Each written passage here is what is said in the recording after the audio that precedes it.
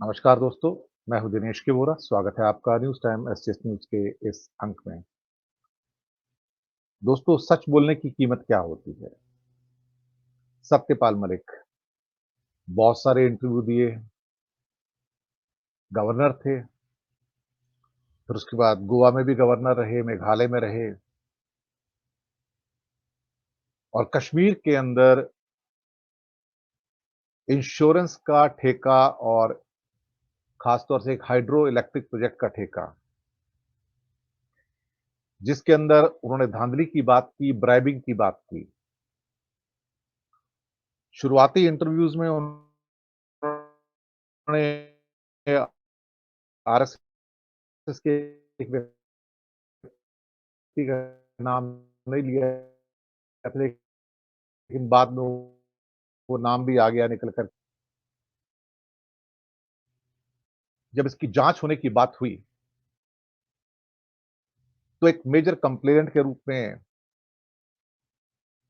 सत्यपाल मलिक सामने आए और साथ ही में जो इसमें लिप्त थे, जिनका नाम था, उनके खिलाफ तो कोई कार्रवाई हुई नहीं है, ना राम माधव के खिलाफ, ना अनिल अंबानी के खिलाफ। लेकिन जो कंप्लेंट करने वाले थे गवर्नर साहब, उनके ऊपर धड़ाधड़ कंप्लेंट्स हो गई, अपना रेड्स हो गई। एक बात तो बिल्कुल पक्की है कि सच बोलोगे तो मारे जाओगे। और ये कहानी सिर्फ एक सत्यपाल मलिक की नहीं है, ये कहानी सैकड़ों लोगों की जो सत्य बोलने का साहस कर चुके हैं। गुजरात के अंदर कुछ पुलिस ऑफिसर सत्य बोलने का साहस कर चुके हैं। कुछ और एडमिनिस्ट्रेटिव ऑफिसर सत्य बोलने का साहस कर चुके हैं। भाजपा रूल्ड स्टेट्स में बहुत सारे अन्य प्रशासनिक अधिकारी व बहुत सारे अन्य लोग जो उच्च पदों पर हैं, कॉन्स्टिट्यूशनल पद हों या फिर नॉन कॉन्स्टिट्यूशनल पद हों, सच बोलने का खामियाजा भुगत चुके हैं। दरअसल झूठ की दुकान अब इतनी बड़ी है, झूठ और मक्कारी की दुकान इतनी बड़ी है कि एक सीधा असूल है, इनका खाओ और खाने दो, जिसे कहते हैं बनिया गवर्नमेंट आम शब्दों में। और शायद जिस लेवल के घोटाले इस सरकार में हुए हैं, उस लेवल के घोटाले 75 वर्षों में कभी भी नहीं हुए। कभी किसी ने सोचा है कि इंफ्रास्ट्रक्चर के ठेके 10 लाख करोड़ तक कैसे पहुँचते हैं? और सिर्फ इंफ्रास्ट्रक्चर के ऊपर ही जोर क्यों दिया जाता है?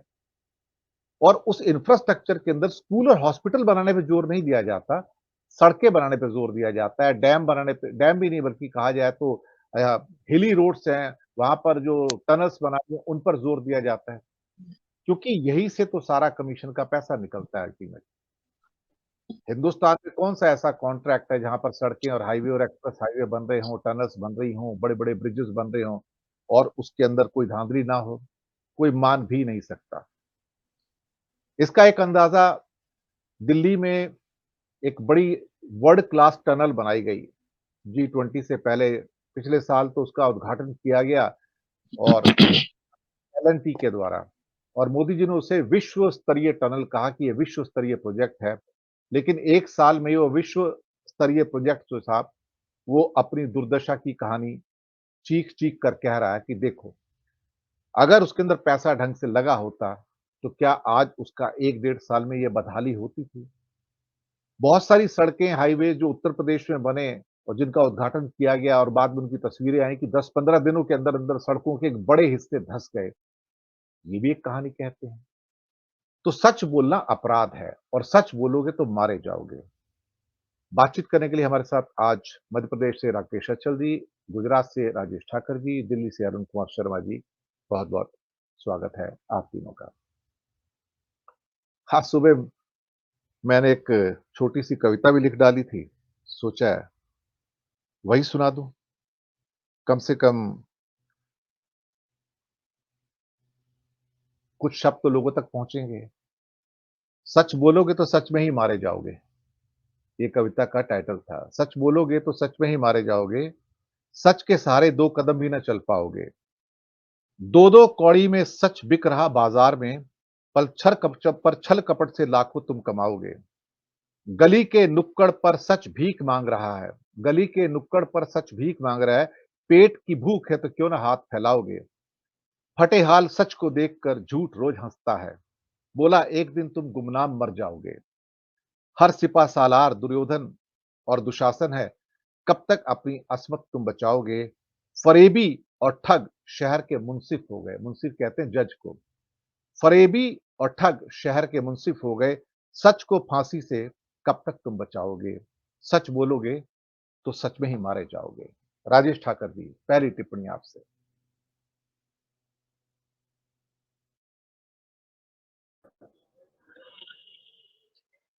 बिल्कुल सही बात है।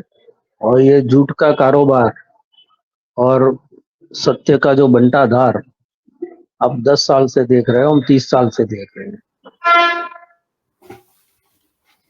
धड़ल्ले से बिक रहा है, झूठ का जो है हम सम्मान हो रहा है, और सच बोलने वो सजा पा रहे हैं, प्रताड़ना झेल रहे हैं, जेल जा रहे हैं। तो ये कि लोगों को सोचने के लिए मजबूर कर देता है। हम और आपको भी बहुत सारे ऐसे हम शख्स नहीं मित्र मिलते होंगे, वो कहते होंगे कि राजेश भाई ये क्या कर रहे हो, सामने इतने बड़ी उसके खिलाफ क्यों आप अपनी आवाज बुलंद कर रहे हो। बहुत सारे लोग चिंता भी जताते हैं कि कभी ना कभी जो है आपको भी उसको भुगतना पड़ेगा। तो ये एक वातावरण बना है पूरे देश के अंदर कि या तो मत बोलो, या बोलो तो कुछ ऐसा बोलो जिससे आपको नुकसान ना हो। आज जो मलिक साहब जो है, उनके नाम के अंदर ही सत्य है, तो उनके नाम और उनके कर्म दोनों की सजा जो है वो भुगत रहे हैं। इतनी उम्र में जब वो बीमार है, अस्पताल में है, उसी वक्त उसके जितने भी ठिकाने हैं वो सारे ठिकानों पर जो है वो रेड डाल दी गई। और उनका अपराध क्या था? उन्होंने भ्रष्टाचार को रोका। उन्होंने राम माधव के प्रस्ताव को उनके घर में जाकर 2019 में जो दिया था उस पर मना कर दिया। उनका जो कहना, उसके आधार पर 300 करोड़ रुपए की जो है वो रिश्वत देने की कोशिश की गई थी। वो आज भी जो है छोटे से मकान में रहते हैं किराए के। तो वो उन्होंने पैसों की लालच में नहीं आए, और जिस संविधान के पद पर वो बैठे थे उस पद का आदर करते हुए वो काम किया जो उनको करना चाहिए था। और उसके बाद पुलवामा के जो हमला हुआ था उसमें किस प्रकार से मुखरता से उन्होंने सच जो है वो बाहर ला के रख दिया कि मैंने प्रधानमंत्री को चेताया था, मैंने बताया था कि इस तरह से रोड से उसको ट्रांसपोर्ट नहीं किया जाए, खतरा है। और उसके बावजूद भी उनको ये कहा गया कि ये सब तुम मत बोलो। तो अगर नहीं बोलते तो आज भी कहीं ना कहीं पद पर होते। आज भी जो है वो भारतीय जनता पार्टी उनको सम्मान दे रही होती, लेकिन उन्होंने बोलना जो है वो मुनासिब माना उस चीज से कि बगैर बोले नुकसान होने दे। तो उसकी सजा वो भुगत रहे हैं। बहुत सारे हमारे पत्रकार, कलमकार, लेखक, वो भी जो है वो सच बोलने की सजा के रूप में या तो स्वर्ग सीधा गए या तो वो जेल में बंद हो गए। आप डॉक्टर कफील उत्तर प्रदेश का जो मामला था उसको याद कर लीजिए, आप गौरी लंकेश को याद कर लीजिए, आप दाभोलकर को याद कर लीजिए, आप रोहित वेमुला को याद कीजिए, हमारे गुजरात के अंदर आई है तो आप अमित जेठवा को याद कीजिए, जिसने खान और खनिज का बहुत बड़ा जो है घोटाला वो बाहर लाया था और किस प्रकार से उसकी हत्या कर दी गई। और हत्या के जो आरोपी थे वो विधायक भी बन गए और सांसद भी बन गए, मंत्री भी बन गए। हमारे यहाँ ही कुलदीप शर्मा और प्रदीप शर्मा, वो दोनों जो आईपीएस ऑफिसर्स थे, उनके साथ क्या किया गया। उन्होंने कच्छ के मामले को उजागर किया और उसके रडार पर जो है नरेंद्र मोदी के तत्कालीन वो मुख्यमंत्री थे वो आ गए। प्रदीप शर्मा को जो है एक जेल से दूसरी जेल, दूसरी जेल से तीसरी जेल घुमाया जा रहा है। संजीव भट्ट साहब, जिन्होंने गोधरा के सच को जो है लोगों के सामने लाने की कोशिश की, सच बोला। उन्होंने गोधरा के बाद जो मीटिंग हुई थी उस मीटिंग के अंदर क्या बात हुई थी और वो उस बात पर वो किस प्रकार से सहमत नहीं हुए, वो सारी चीजों को जो है लोगों के सामने रखा। तो उनको नौकरी भी गंवानी पड़ी, उनका घर है उस पर जो है बुलडोजर भी चला, वो आज जेल में है। कितने साल हो गए उनको बेल नहीं मिल रही है। उनकी जो बच्ची है और उनकी बीवी है श्वेता भट्ट, वो बिल्कुल डट कर मुकाबला कर रही है, लड़ रही है। लेकिन कॉम्प्रोमाइज नहीं कर रहे थे। जो लोग सच बोल भी रहे हैं और समाधान नहीं कर रहे हैं कि हम जो कह रहे हैं वो ठीक है, उसके खिलाफ में आपका जो भी एक्शन है, आप मुझे जो भी नुकसान होना है वो होने दीजिए। एक शेर है कि मुझसे न हो सकेगा हाकिम का एहतराम, मेरी जुबान के वास्ते ताले खरीद लो।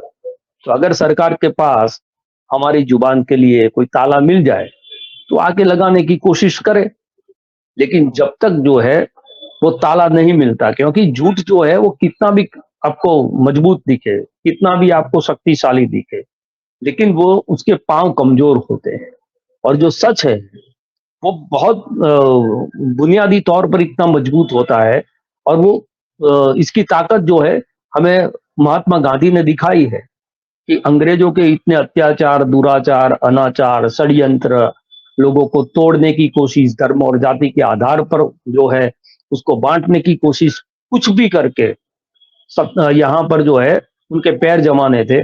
लेकिन एक आदमी के सच की ताकत ने, एक आदमी की जो है वो अहिंसा धर्म, परमो धर्म वाली बात ने और वैष्णव जन की बात पर जो है इतने आतताई जो लोग थे वो भी इस देश छोड़कर भागने के लिए मजबूर हुए।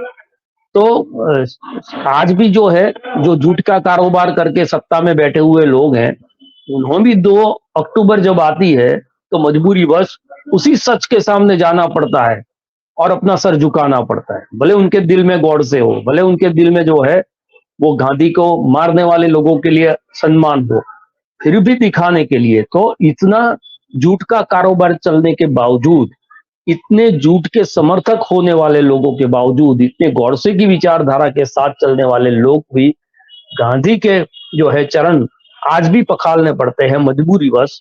यही बताता है कि झूठ की आयु से सत्य की आयु बहुत लंबी होती है।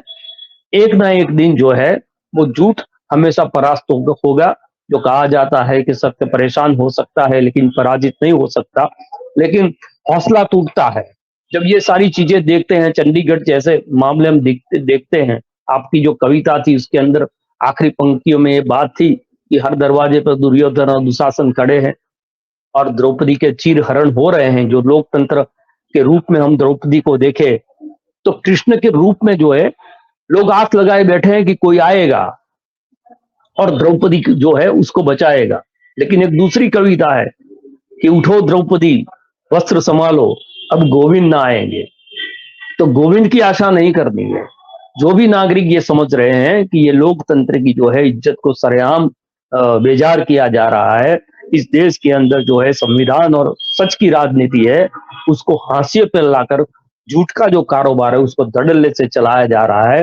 भ्रष्टाचार को जस्टिफाई कर रहे हैं जो लोग भ्रष्टाचारी थे, विपक्ष में थे, और यही लोग जो उस पर हमला करने वाले लोग, उन पर सीबीआई और ईडी की रेड डालने वाले लोग, एक प्रकार का गमछा जो है वो उसके कंधे पर डालकर उसको क्लीन चिट देते जा रहे हैं।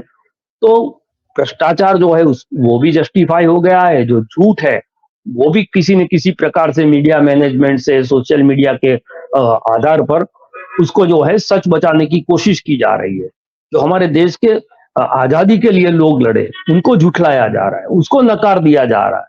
50 साल इस देश के अंदर इस देश के किसान ने, मजदूर ने, राजनेताओं ने, वो पक्ष में हो या विपक्ष में हो, वैज्ञानिकों ने, इंजीनियरों ने, डॉक्टर्स ने जो भी अपना योगदान देके प्रगति की, वो सारी प्रगति को नकार दिया जा रहा है। 2014 के बाद ही इस देश के अंदर सूरज का उगना और चंद्रमा का जो है वो आविष्कार हुआ है। इस प्रकार की जो राजनीति चल रही है उस राजनीति के खिलाफ अब देखिए पिछले कुछ दिनों में 10 या 15 दिनों के अंदर टूटता हुआ इंडिया गठबंधन अब जुड़ता जा रहा है। तो सच असर दिखाना शुरू कर रहा है। झूठ जिस प्रकार से लोगों के दरवाजे पे जाके अत्याचार कर रहा है उससे लोग अब समझने लगे हैं। जिस आम आदमी पार्टी को हम समझते थे कभी कांग्रेस के साथ नहीं बैठ सकती थी, सपा के साथ जो बातचीत चल रही थी, तो आज धीरे धीरे जो है लोग एक दूसरे के साथ आने लगे, वो समझने लगे हैं। तो इन लोगों ने अत्याचार करके जो है वो मैं समझता हूं कि टूटते बिखरती हुई राजनीति को इकट्ठा करने का काम किया है। तो हमें तो धन्यवाद करना चाहिए कि आप जितने भी जुल्म करोगे उतने जुल्म से जो है लोग जो है आपके खिलाफ लड़ने का हौसला जो है वो ज्यादा पाते रहेंगे। किसान आंदोलन में देख रहे हैं किस प्रकार का जुल्म कर रहे हैं, किस प्रकार से इतने युवा लोग और वो पंजाबी खून उसके बावजूद भी संयम बरत रहे हैं। तो ये सारी जो चीजें हैं, जितना भी अत्याचार ये लोग करते जाएंगे, जितना भी लोकतंत्र है उसको खत्म करने की कोशिश करते जाएंगे, उसी के अंदर से ऐसे लोग पैदा होंगे जो इस झूठ को परास्त करेंगे, इस लोकतांत्रिक व्यवस्था को परास्त करेंगे और इस देश के अंदर फिर से वही जो पुराना हम हिंदुस्तान चाहते थे, उस हिंदुस्तान का निर्माण होगा।